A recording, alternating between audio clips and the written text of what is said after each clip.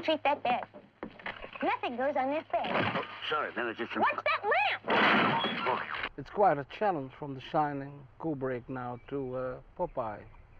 Certainly is, like night and day. I was very thankful that my next role after The Shining wasn't one in which I had to cry, because I don't think I could have taken another month of crying.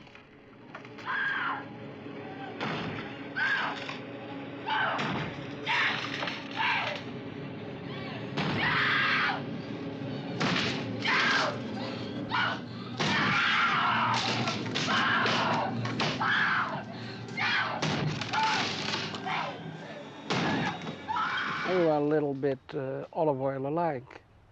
A little bit. I used to be called Olive Oil as a child, just by little kids who wanted to tease me, because I was tall and skinny. But then I stopped growing when I became a teenager, and I'm really only 5'7", which is not even high enough to model, really.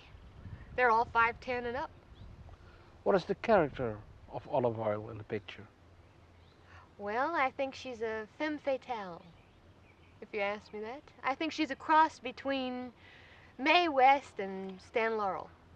Just when she's at the top of the stairs saying, "Why don't you come up and see me sometime?" She'll trip over herself and fall down, you know. But I think she was more fun to play than any character I've ever played. And actually, she had more depth. I mean, after all, she is 101% woman. What more could a girl ask for, you know, as an actress? And who is Popeye?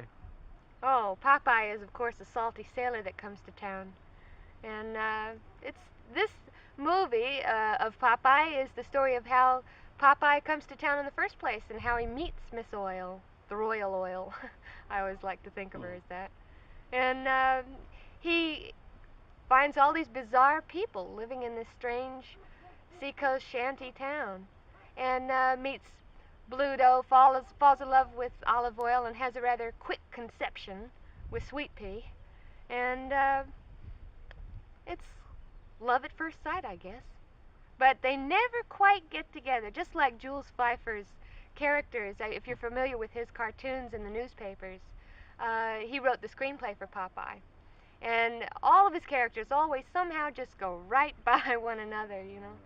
They always try to get together, but never somehow quite make it. He had to work with all these handicaps. He had to work with giant arms and a pipe in one side of his mouth and one of his eyes closed. I mean, that's really a lot of trouble for an actor, especially on your first venture into filmland.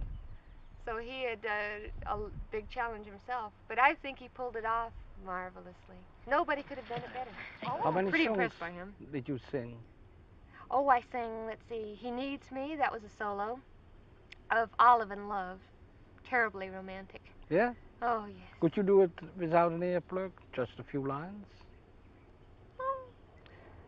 And all at once I knew it once, I knew he needed me. It's Olive singing. I mean, I had a good excuse. I've never sung before in my life, especially not on film. The most I've done previous to this is humming in the shower. Humming in the shower. So, this was a departure for me. I'd never danced on film before, and I'd never sung. Well, the message of Popeye is, I am what I am, and that's all that I am. Like it or leave it. Basically, it stands up for the individual. And I love what it says, really. It's just, I am what I am. I shouldn't try to be anything else.